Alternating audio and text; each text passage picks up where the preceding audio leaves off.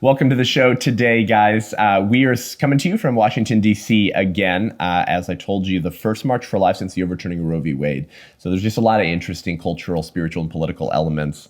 The spirit of the age and his acolytes are like a wounded lion with their tail between their legs, with their core sacrament starting to crumble. And so we need to understand this is really the beginning of the pro-life movement in a very real way. And so we're here on the ground in Washington, D.C. talking to pro-life leaders, doing man on the street videos, and hopeful to find some Baal worshipers to poke in the eye and publicly mock like Elijah, and wake people up to the moment that we're in right now before it's too late. So we're sitting down today with my friend Kirk Cameron, who has become a pro-life icon hero now. I mean, he was sought after for many reasons before that, but he has a new pro-life film, and now he's pushing back against the pedophilic men who like to wear dresses who really want to read books to your children in libraries. And as Kirk so eloquently says, we need to stop being the complainers of culture and be the creators of culture. And so he's doing a nationwide tour, doing story time in libraries with students, which is the kind of ethic that we need in the new conservatism and the new kind of Protestantism that we need in this moment in America. So buckle up, you're in for a treat. I'm Seth Gruber, and this is Unaborted.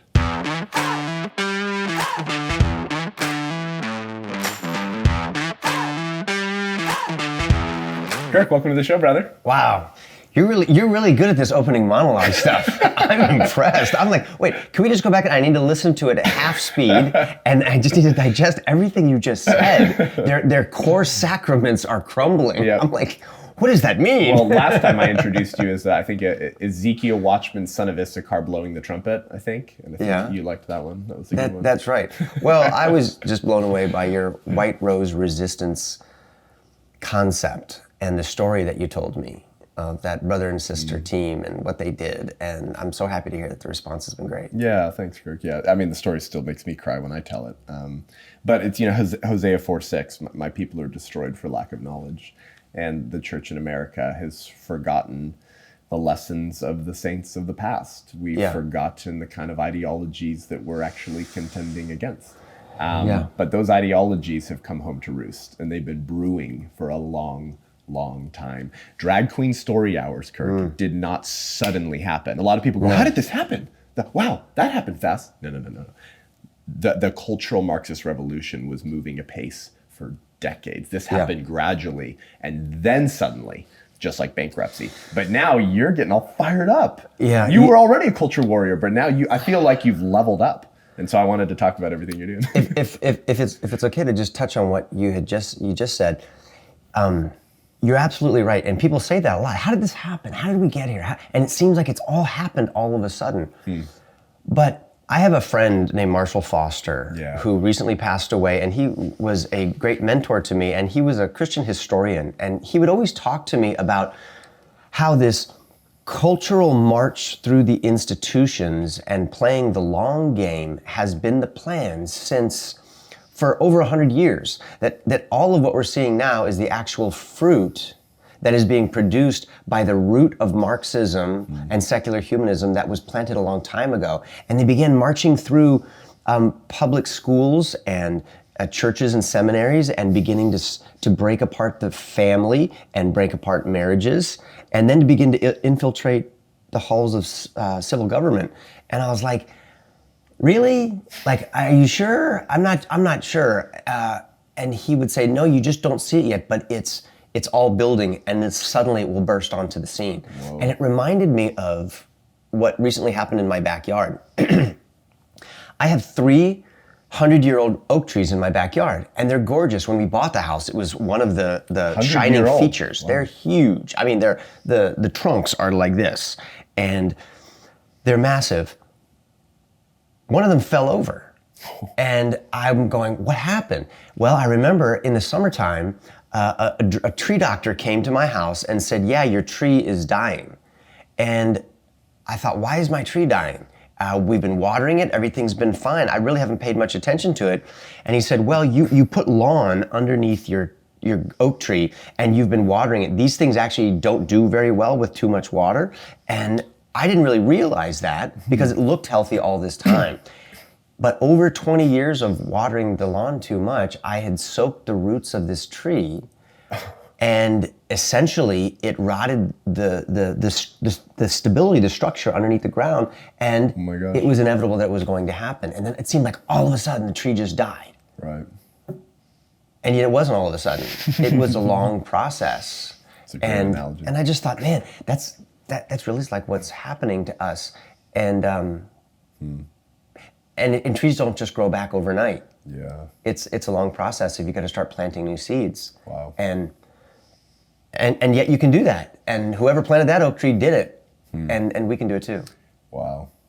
That's a really good analogy. Yeah, I mean, it just kind of hit me. It's cool when you see things like that help you remember those truths. So I want to start planting those seeds, and that's part of why I am doing this tour to public libraries, reading a children's book. Yeah. I wouldn't have thought of that before Drag Queen Story Hour. Because Isn't it still weird to say that? Like everyone says it now because it's happening all over the country. But the fact that that's a phrase that exists in the English language should scandalize everyone. And there's another phrase that I recently heard. Pastor Story Hour is a thing. Yeah, it's a thing now. And I think what's wonderful about the way God works is that He uses cultural pressures and points of pain to motivate us to do the things that He's been telling us to do for a long time but have neglected to do so. So now we need to take back our story hours in our public libraries because we understand that men dressed in wigs and fishnet stockings are sexualizing our children. Yep. And they're doing it not just there. We need to then take back the public schools or privately educate our children, even better, or educate them at home. And then we need to also take back our churches that have been infested with all sorts of liberal ideas that undermine the truth and the authority and the sufficiency of Scripture, and then go all the way to civil government so that our government is actually a force for good, not a force for evil. Yeah. That steals lives, liberty, and property. Yep. And if we do that, man, we could be like, this is really the land of the free, the home of the brave, and its taproot is the Bible, and the fruit is the fruit of the Spirit, and we're seeing it everywhere, comprehensively. Yeah, that's good. Well, it is true what you're saying and what I'm saying, that things happen gradually then suddenly, and that you have to contend faithfully in these institutions for a long time. Yeah. But there was an institution, there is an institution, that when mobilized and awakened under a common banner can actually cause and incite systemic change quite quickly. The church. And as a student of revival yourself, Kirk, we know how quickly cultures, families, legacies, stories, civilizations can begin changing when the people are throwing down their lives and their heads before the Lord and giving their lives over to Him in a true revival. And here we are in Washington, D.C., built by people who were largely Christians and who understood that liberty are the wise restraints that make men free. And yet these institutions, these buildings now, in so many ways, are hollowed out institutions. This is what a lot of the church, I think, doesn't understand, and people that we talk to, is you can have all the trappings of an office, an institution, but if the people sitting in those seats, supposed to be reflecting those ideas and upholding those ideas, think that those ideas are the butt end of a joke, if they think that natural rights are a joke and the Constitution is a joke, then that institution doesn't mean anything anymore. It doesn't matter what it originally stood for if the people driving it and behind it don't believe in those ideas anymore. That's right. And so I think that's an important point to make, because a lot of Christians, they go, this is America. We're never going to be Venezuela. We're never going to be Cuba. I mean, come on. Because this is America. We were built on freedom. But that just means that Marxism takes a little longer in America than in other countries because of our form of government. It doesn't mean that we're immune from that. That's right. And now people are waking up to that. Yeah, man. So tell us about your story hour. Okay, you want me to tell the story hour? Yeah. Okay, then we'll talk about America becoming Venezuela and how I think that absolutely can happen. But story hour, so I wrote a little book called As You Grow, and it's a book with beautiful illustrations teaching children biblical wisdom through the seasons of their life. There's going to be winter seasons where things are difficult, and there's going to be springtime seasons where things are happy and flowers are blooming. And how to produce the fruit of the Spirit through all of those seasons. Love, joy, kindness, gentleness, faithfulness, self-control. And I wanted to do a reading for a story time at a public library. And when we called around, we were denied by over 50 woke libraries, 54 of them, who had previously hosted drag queen story hours. Yep. So framed properly, the public library, which is using public taxpayer dollars, is sponsoring, promoting, and paying for men dressed in women's lingerie and clown makeup to come read stories and sexualize children, teaching them about gender, like 2-year-olds. Yeah. Some of these story hours in their website literature says appropriate ages 18 months and older. And that parental supervision is advised unless you're over 10. So if you're over 10, you're good to hang out with dudes in dresses. But these same libraries, when it comes to coming to teach children about love, gentleness, kindness, self-control, and faith, it's a hard no. Yep. And what's interesting is that the book that I'm talking about never even mentions God. It doesn't mention the Bible. Interesting. And it's just about those values. And so what I did is I pushed back and I said, well, first of all, we have a freedom of speech in this country, and I'm hoping this is just a misunderstanding. So I wrote a letter and I published the letter publicly on our website to 2 of the libraries, one in Indianapolis Public Library in Scarsdale, New York. They were 2 of the most egregious. They were saying things like, we are focusing on authors of color, so we won't sponsor you. I mean, so they're racist. Yeah. So, and then also we're a queer-friendly community, and our messaging doesn't align. I thought, with what? Love, kindness, gentleness? No, with Kirk Cameron. Let's be honest. I think that's the point. Yeah. But if you're so committed to being inclusive, why are you excluding me? If you want diversity, then don't create a monoculture with only your message. Bring someone else that's got a message that happens to align with the values that gave you a nation where you could actually have the freedom to do what you're doing. Yep. And they said, well, it's not what we're looking for. And I said, well, I'm prepared to assert my constitutional rights with you in court if you don't change your mind. Here's a copy of the book just so that you can read it, keep it as a gift, and I think you'll agree that these are the values we want for all of our children. And they said, we're gonna change, reverse course. Here's the link. You can sign up, and you can rent a room in the back of the library. So we weren't sponsored or promoted by the library, but we could pay for a little reading room, and they put us on the 6th floor in the back of the library. And we let everybody know, and they said the community wasn't interested, but when we showed up, we had over 2,500 people flooding the library. These were moms, dads, grandparents, concerned Americans, Christians, patriots, and they overwhelmed the 6th floor to where they came in on the PA announcement twice during our reading saying, you need to leave the 6th floor. We have too many people up here, and please go to some other floors and find a different activity. And there were still people out the door lined up down the street. This is awesome. And the beauty of that is these people weren't coming to see a guy read a book. They weren't coming to get an autograph from, Kirk Cameron, Mike Seaver. They were there to support a movement and find a place where their voice could be joined in with a chorus of other voices that sent the message, we don't want to be stuck in this woke prison you've created for us. We want the right stuff, the good stuff for our children and our grandchildren. Yeah. And they just wanted to come support. Half of them never made it in. Well, not half. The room only fit 150 people. So we did two readings, and then they told us we couldn't do a third. In New York, even though the library was open, there's no other readings in that room, they said we couldn't do it. And there were still 1,000 people waiting outside. Wow. And you know what? They weren't screaming and yelling. They weren't holding up signs of protest. They weren't burning things down. What were they doing? They were holding their own book readings in line, outside, and in the hallways. The same book? The same book, How cool. and other books saying, we're just happy to be here. Yeah. And aren't these the kind of people you want to hang with?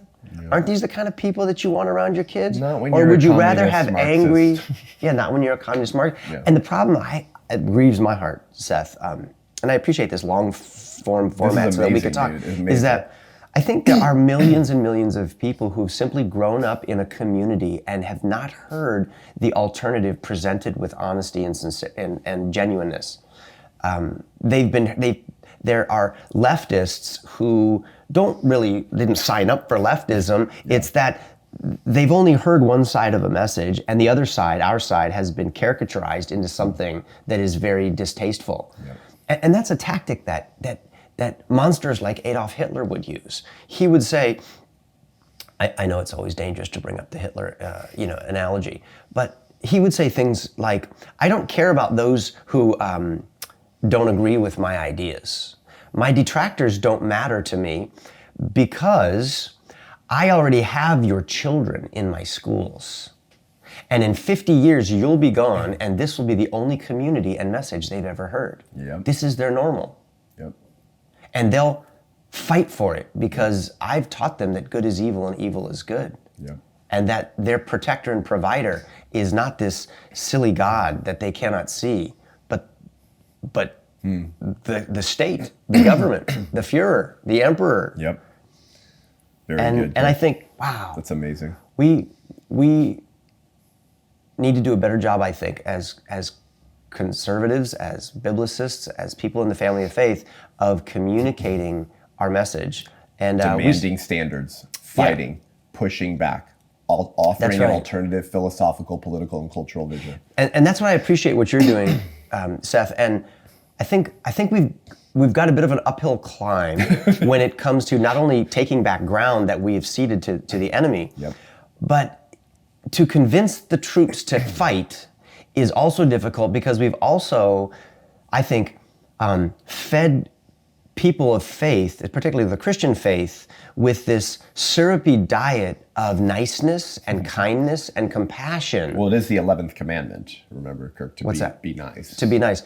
And we understand, turn the other cheek, love your enemies. We are not to be those who are disobedient to civil government and all that. Romans However, 13. if we're gonna love our neighbor, our founding fathers and our forefathers and mothers and people like William Wallace and people like William Wilberforce, people like the White Rose Resistance kids, they understood that, well, loving my neighbor means fighting against evil and tyranny. Because if I don't, and I'm nice to the tyrants out of a respect for Romans 13, obey the government and its rules, well then I'm throwing my neighbor under the bus. Amen. And they're gonna be killed or tortured or imprisoned and enslaved. Well, Kirk, it's like so how do I balance that? How do I be nice? Yeah. How do I be a nice, badass warrior that cuts the throat and crushes the head of evil that threatens my children and my family? Those are the kinds of men that I think women want to be married to. Yeah. These are the kind of women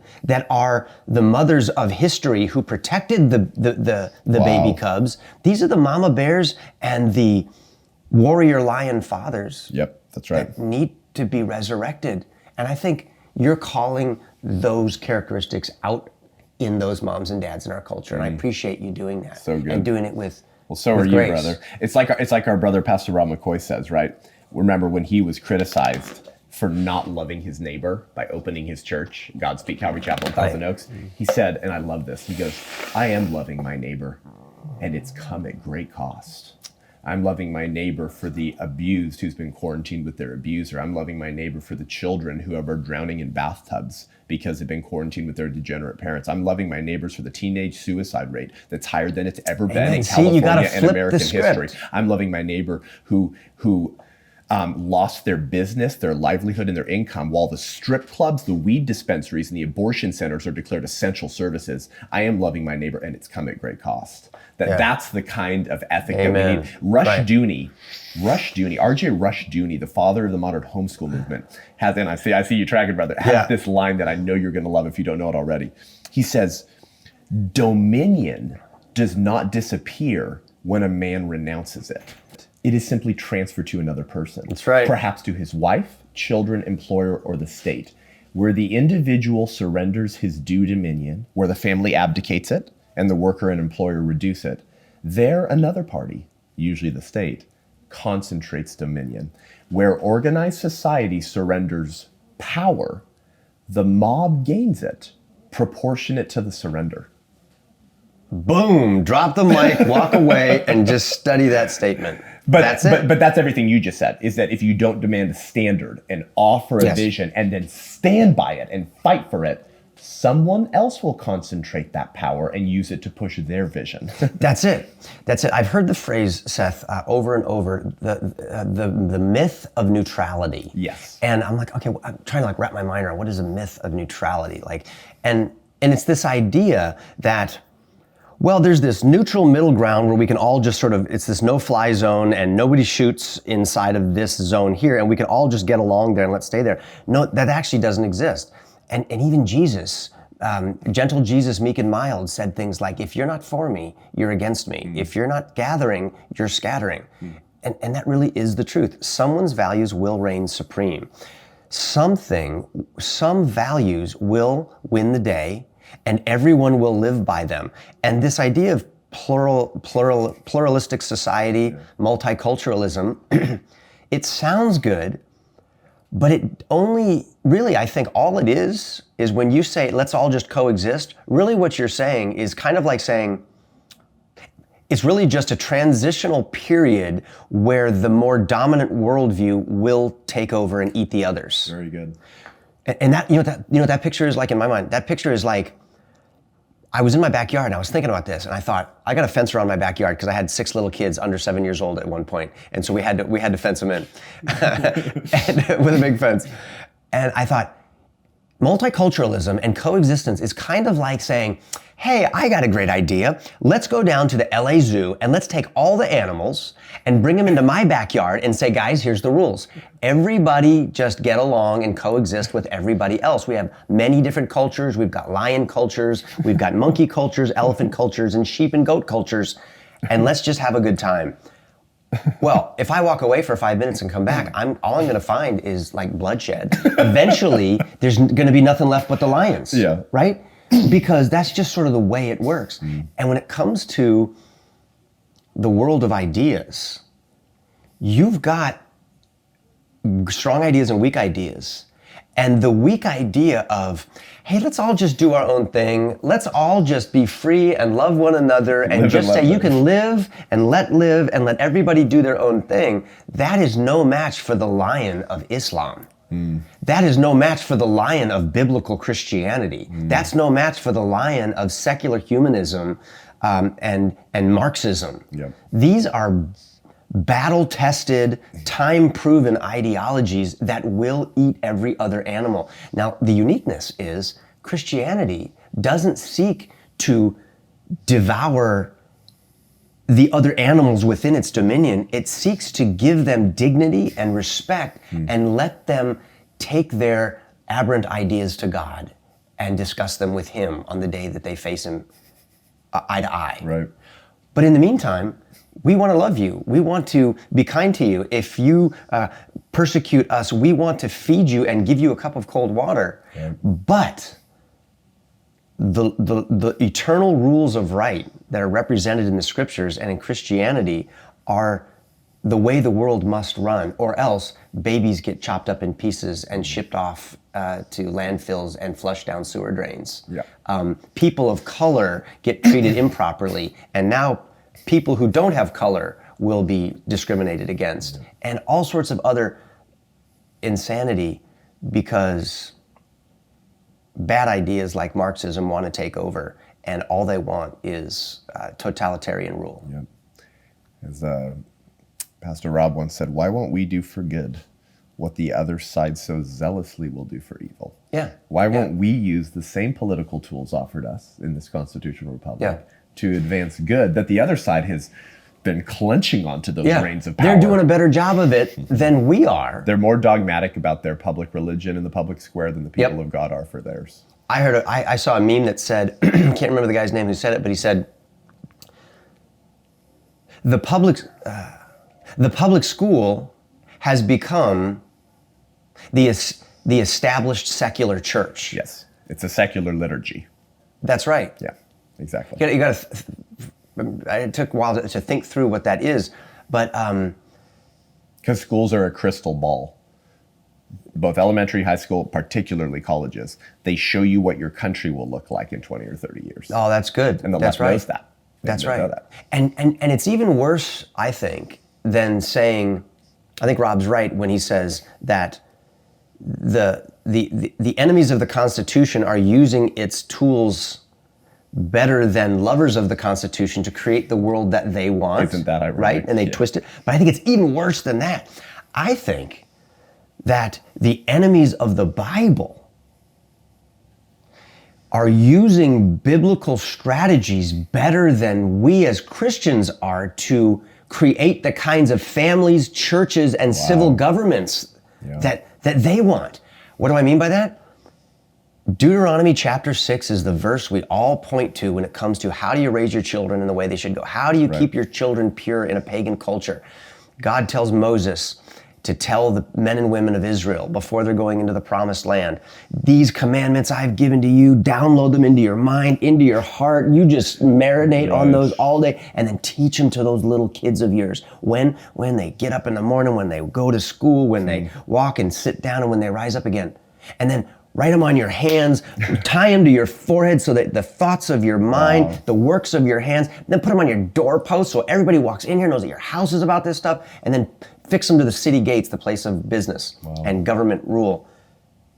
That's how you do it in God's way. And you know what? I feel like the enemy's just picked up the playbook that was written for us to produce a good world, and they've used the same principles, but they've replaced the content with Marxism and their idol of self, and they've created the world that we're now complaining about. Wow. This happened on our watch. Our fault, not their fault. They're just living out a good worldview with the wrong God. Our fault. We have the best worldview and the right God, and we're being idiots, and we're just dropping the ball. And now we're on our own 1 yard line, whining and complaining that everyone's breaking the rules and they're not doing it right. And I feel like the coach is going, guys, I gave you the playbook and you just handed it to them. It's been said about the left, Kirk, it's not hypocrisy, it's hierarchy. Here's what I mean by that.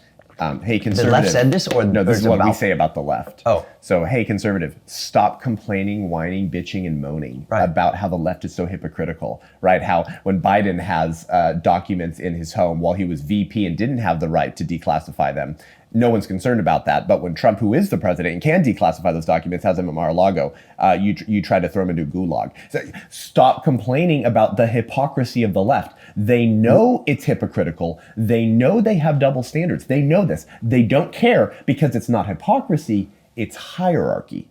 They have the power. They assert that power very effectively in nearly every institution. So you need to deal with the realities on the ground. Stop expecting consistent behavior from people who think that men can be women, women can be men, God is a joke, and babies aren't persons, for goodness sake. And so, as Pastor Rob says, we've been waiting downstream to pick up human heartache that we helped create through our political apathy upstream. Amen. That's exactly right. And so you're going upstream to some of the very institutions and secular liturgical, almost like calendars and events that the left has been using to indoctrinate the next generation, and you're pushing back, and it's incredible. And the response, I know, has to encourage you, and it encourages all of us. But doesn't it tell us and show us there's still hope? There's people who are excited and passionate and zealous for righteousness and want to do something about it. So as we close out, Kirk, what would you say to the people listening in? Like, we have a lot of people actually listening to this show who aren't like pro-life activists, but they're burdened for the heart of the unborn, their moms, their dads, their young parents, and they're just like, what in the world is happening to this country? Yeah. What would you say to people who have been checking out your library story tour? What are some things that people can do? One, it's supporting you, but like, in terms of pushing back, what would you tell people are some tangible things you'd encourage them to do at what feels like such a late hour in the American culture war? I think that's the big question that keeps many of us up in the middle of the night. And I personally ask God, what do you want me to do? What can I do? You know, I don't have the abilities of Rob McCoy. I don't speak like Seth Gruber. I don't have the kind You're of... a great speaker, bro. Well, but I understand that like God gives each of us certain lanes and certain abilities in that lane, and that no one of us can actually solve this problem. So I think, okay, I've got this little, I don't know what you call it, that helps me get through the day. This table is a big round table. If I could make some concentric circles that got smaller, they would each represent my ability to control stuff. So the smallest, I say, is this the sweet stuff that is that I can savor in my day. And I say this, I say, Kirk, just wake up in the morning and savor the small. Savor the fact that you're alive, you're healthy, you have kids, you live in America, and you know Jesus. I'm gonna savor that today. And then I'm gonna make much of the medium, the stuff I can do. If I can go speak somewhere, if I can go read a book somewhere, if I can do something that makes a difference, I wanna make much of that. Then the next size is the large circle that I don't have any control over. I can't control what the President of the United States does. I can't control what happens in terms of the currency and inflation. I'm gonna let that go, and then I'm gonna celebrate the cosmic, remembering that at the end of the day, there is a just God who presides in heaven, and he is behind the righteous causes, and he's working all things together for good for those who love him. So if I can savor the small, make much of the medium, do what I can do by asking God, what's my role? What can I do with my kids, at my kids' school, at my church, in my community, at my work? What can I do? What group can I be a part of? Maybe I can join the White Rose Resistance. Maybe I can go find out something that my church is doing and lend a hand there. And then let go of the stuff that I see on Fox News and CNN that I have no control over, rather than letting it get me depressed and inch me toward the cliff of despair. I just say, I don't have to worry about that. Yeah. I have not been tasked with that domain of responsibility. Now, maybe someone has. Maybe someone is prepared to go into politics or to become a banker or do something and affect those areas. Well, then you need to go do that.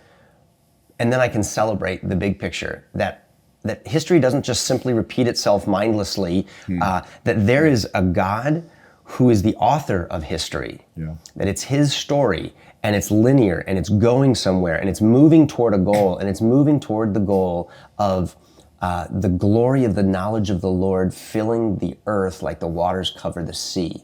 And all throughout that story, there are highs and lows, and there are times of falling away and times of revival. And just like that tree, Seth, that in my backyard fell over, we also had a drought in Southern California that caused all of us to stop watering our lawns, and everyone's lawn died. Wow. It was dead for months. I thought, there's no way it's ever coming back. We just had some rain. And if you look at my backyard right now, out of the dead dirt, all these little green shoots are coming back up. And I thought, impossible. It's been too long since we've had water, but it's not. There's roots, and I think that there are roots within the hearts and minds of people in America that if they're watered by the faith and the courage of a few, then I think life can come back to the family of faith that will bring about a great revival. And if I could close with this quote from Samuel Adams. Oh, come on. He made a great beer, but made an even better founding father. And he said, it does not take a majority to prevail, but rather a tireless, irate minority, keen on setting brush fires of freedom in the minds of men. And that's what you're doing. You are setting brush fires of freedom and faith and a warrior spirit in the minds of men, in the hearts of women, to fight for their babies, for the unborn. And like you said, that could be the one stream of passionate action in the culture that ignites a wildfire that then begins to encompass all other spheres of culture. Or breaks the dam. Puts a crack in the dam of humanism. Man, if we could save babies, maybe we could save families. If we can save the family, we can save the nation. Well, then let's, you finish with Samuel Adams, I'll finish with a far greater thinker, Gandalf the Grey. Who famously said, Kirk, other evils there are that may come. For even Sauron himself is but a servant or emissary. Yet it is not our part to master all the tides of the world. but to do what is in us for the succor of those years wherein we are set. Uprooting the evil in the fields that we know, so that those that live after may have clean earth to till. What weather they shall have is not ours to rule. All we must decide is what to do with the time that is given us. So thank you for making much of the time and place that you've been put in, Kirk. We got to go, but where can people find your dates and support the library story reading? You could go to my website at kirkcameron.com. That'd be the easiest, but it'll probably end up directing you to bravebooks.com. Cool. Great. And they've got the instructions on how to hold your own story hour if you want. Great. And where we're holding them across the nation. Great. kirkcameron.com or Brave Books. Thank you, brother. Thank you. Great to talk to you, Seth. Yeah, you too. Thanks for tuning in today, guys. Please go to kirkcameron.com or Brave Books, find his tour, and hey, try to bring it to your local city. Push back, right? Uproot the evil in the fields that you know. Worry about where you are, your locality, not your capital or even your DC, where God has put you. Give the show a rating and review. We appreciate that. iTunes, Spotify, YouTube, subscribe. I'm being shadow banned like crazy. I'm getting messages from PolitiFact, fact-checking my stuff and throwing it all over Instagram. You can't even find me on Instagram unless you type in Seth Gruber Official, the entire thing, or it doesn't show up. So share our content. We appreciate it. If you want to join the White Rose Resistance, go to thewhiterose.life, and sethgruber.com to check out our nationwide church tour this spring. Till next time, I'm Seth Gruber, and this is Unaborted.